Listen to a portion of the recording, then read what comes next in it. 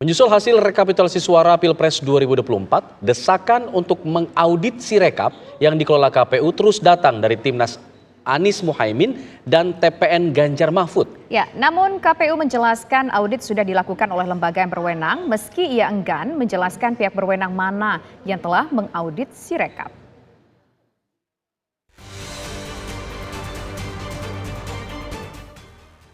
Seiring berlangsungnya rekapitulasi suara secara real count oleh KPU, sistem informasi rekapitulasi Sirekap yang digunakan terus mendapat sorotan. Tim Nasional Pemenangan Anies Mohaimin dan Tim Pemenangan Nasional TPN Ganjar Mahfud kompak menilai ada masalah yang harus diluruskan dalam Sirekap. Kedua kubu menilai ada penggelembungan suara di sistem KPU dan mereka meminta agar ada audit sekaligus investigasi sumber kesalahan input data di aplikasi.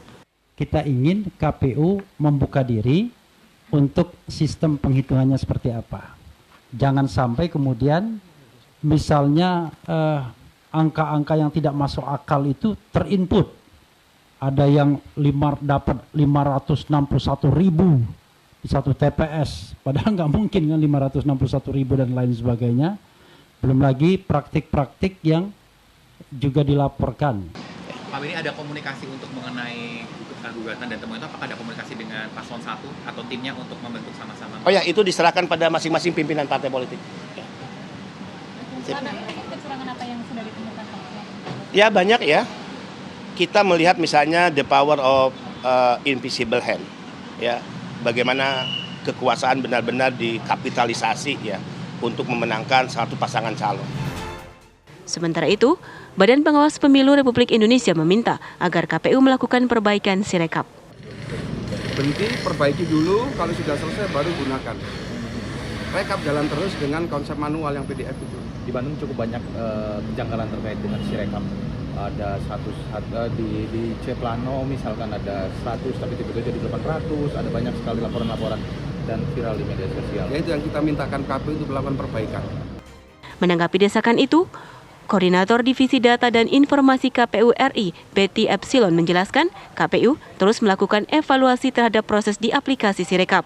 Yang apa yang kita lihat sekarang sudah terlihat kan ya, oke, ini ada kesalahan, kita tahu, dan ini yang kemudian ada mekanisme perbaikannya lewat SOP yang dimiliki oleh Komisi Pemilihan Umum.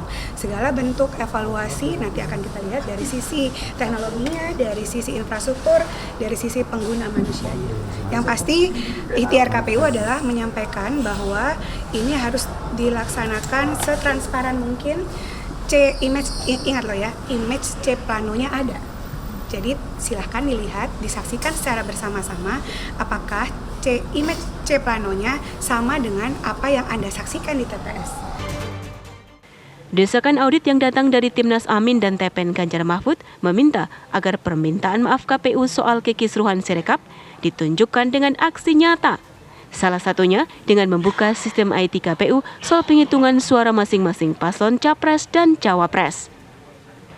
Dari Jakarta, Tim TV One mengabarkan.